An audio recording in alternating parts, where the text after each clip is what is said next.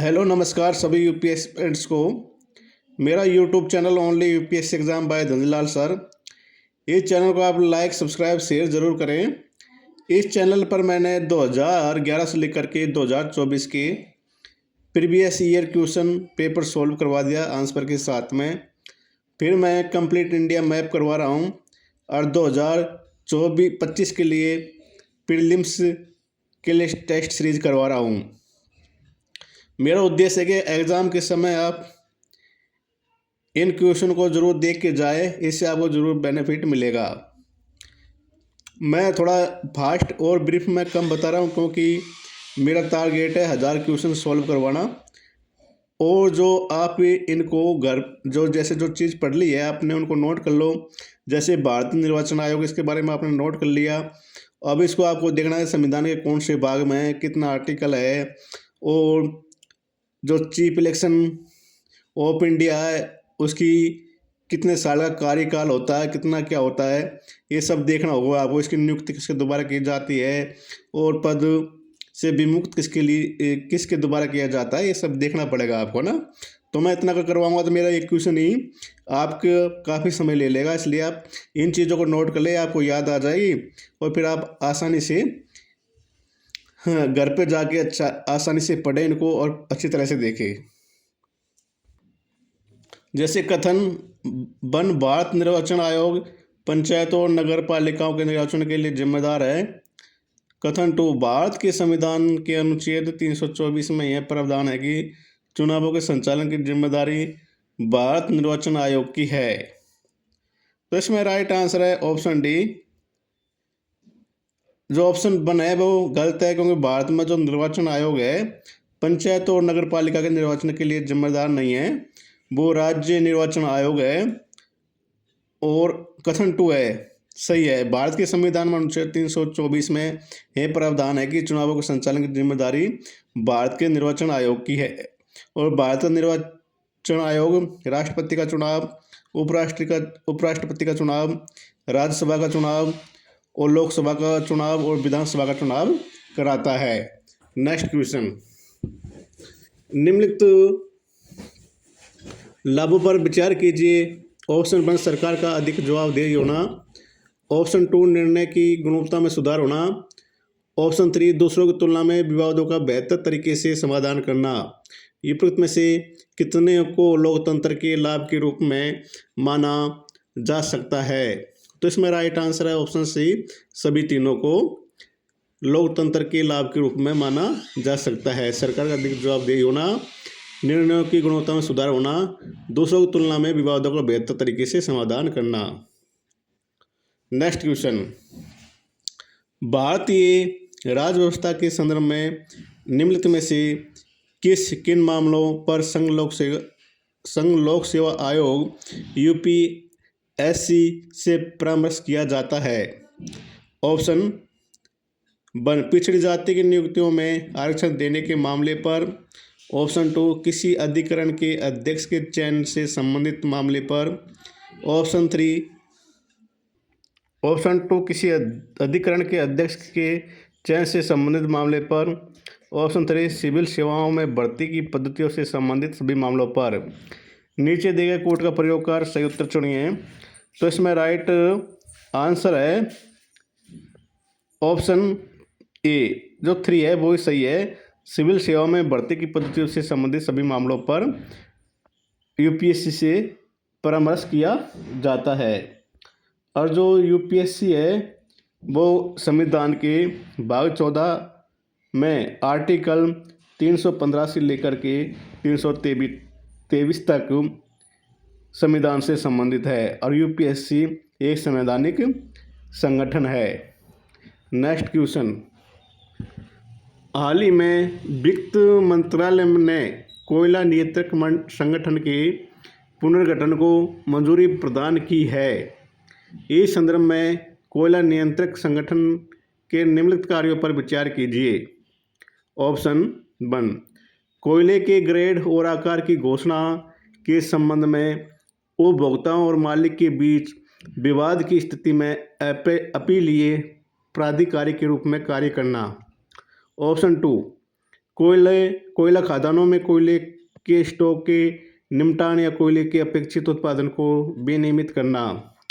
Option 3, कोयला खदान कोयला सीम या सीम के एक हिस्से को खोलने, फिर से खोलने या किसी खदान को उपविभाजित करने की अनुमति देना।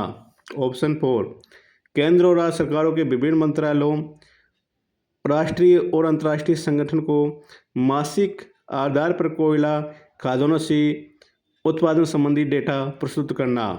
उपरोक्त कथनों में से कौन सा सही है? तो इसमें कोयला नियंत्रक संगठन के बारे में चारों कथन ही सही है। नेक्स्ट क्वेश्चन, निम्नलिखित पर विचार कीजिए। ऑप्शन 1, भारत में पदस्थ विदेशी राजनयिकों के बच्चे। ऑप्शन 2, भारत में निवास करने वाले शत्रु देशों के नागरिकों के बच्चे। ऑप्शन 3, अवैध प्रवासी का बच्चा। उपरोक्त में से कितने व्यक्तियों को भारत में जन्म से नागरिकता प्राप्त होगी? तो इसमें राइट आंसर है ऑप्शन डी, किसी को भी भारतीय नागरिकता नहीं मिलेगी, क्योंकि उससे संबंधित भारतीय नागरिकता अधिनियम 1955 में से संबंधित उसमें कुछ प्रावधान है, उसी के अनुसार नागरिकता मिल सकती है। हाल ही में भारत मौसम विज्ञान ने अपनी स्थापना की 150वीं वर्षगांठ मनाई। इस संदर्भ में IMD से संबंधित निम्नलिखित कथनों पर विचार कीजिए। ऑप्शन 1, यह देश में भूकंपीय गतिविधियों की निगरानी के लिए भारत सरकार की नोडल एजेंसी है। ऑप्शन 2, इसका मुख्यालय नई दिल्ली में स्थित है। ऑप्शन 3, यह पृथ्वी विज्ञान मंत्रालय के अंतर्गत आता है। उपरोक्त में से कितने कथन सही है? तो इसमें राइट आंसर है ऑप्शन बी, तीनों में से 2 कथन सही है। इसका मुख्यालय नई दिल्ली में स्थित है और यह पृथ्वी विज्ञान मंत्रालय के अंतर्गत आता है, जबकि ऑप्शन 1 गलत है। यह क्योंकि ऑप्शन 1 इसलिए गलत है क्योंकि यह देश में भूकंपीय गतिविधि की निगरानी नहीं करता है। इसके लिए राष्ट्रीय भूकंप विज्ञान केंद्र भूकंपीय गतिविधि की निगरानी करता है। वित्तीय आपातकाल के संदर्भ में निम्नलिखित कथनों पर विचार कीजिए। ऑप्शन 1, एक बार संसद द्वारा अनुमोदित होने के बाद वित्तीय आपातकाल रद्द होने तक अनिश्चित काल तक जारी रहता है। ऑप्शन 2, वित्तीय आपातकाल घोषित करने को लेकर राष्ट्रपति की संतुष्टि को किसी भी अदालत में चुनौती नहीं दी जा सकती है। ऑप्शन 3, वित्तीय आपातकाल को रद्द करने के संकल्प को लोकसभा में साधारण बहुमत से पारित करना आवश्यक होता है। ऑप्शन 4, अभी तक एक भी बार वित्तीय आपातकाल घोषित नहीं किया गया है। उपरोक्त कथनों में से कौन सा सही है? तो इसमें राइट आंसर है ऑप्शन ए। ऑप्शन 1 और 4 दोनों सही है, जबकि ऑप्शन 2 और 3 गलत है। जो वित्तीय आपातकाल है उसकी उद्घोषणा राष्ट्रपति द्वारा आर्टिकल 360 के अकॉर्डिंग की जाती है। वित्तीय आपातकाल घोषित करने को लेकर राष्ट्रपति की संतुष्टि को अदालत में चुनौती दी जा सकती है, जबकि ऑप्शन 3 इसलिए गलत है क्योंकि राष्ट्रपति उद्घोषणा करके वित्तीय आपातकाल निरस्त कर सकते हैं। नेक्स्ट क्वेश्चन, निम्नलिखित पर विचार कीजिए। ऑप्शन 1, भारत शासन अधिनियम 1935 का प्रभाव। ऑप्शन 2, केंद्र और राज्य दोनों के लिए एक ही संविधान। ऑप्शन 3, देश की एक बड़ी आबादी की ज़रूरतों को पूरा करना हमारे संविधान के विशाल आकार के लिए उपरोक्त में से कितने कारण जिम्मेदार है? तो इसमें राइट आंसर है ऑप्शन बी, 2 कारण जिम्मेदार हैं। भारत शासन अधिनियम 1935 का प्रभाव, केंद्र और राज्य दोनों के लिए एक संविधान। एक किसके बारे में पूछ रहा है? हमारे संविधान के विशाल आकार का कारण क्या है? ऑप्शन 3 इसलिए गलत है क्योंकि देश की एक बड़ी आबादी की ज़रूरत को पूरा करने के लिए नहीं है, क्योंकि हमारे देश में विविधता एकता है। यहाँ पर विभिन्न प्रकार के पंथ, धर्म और विविधता संस्कृति ये पाई जाती है, इसलिए बड़ा संविधान है उनको मेंटेन करने के लिए। नेक्स्ट क्वेश्चन, निम्नलिखित में से कितने तत्व विभिन्न न्यायालय निर्णयों द्वारा निर्धारित संविधान की मूल संरचना का हिस्सा है?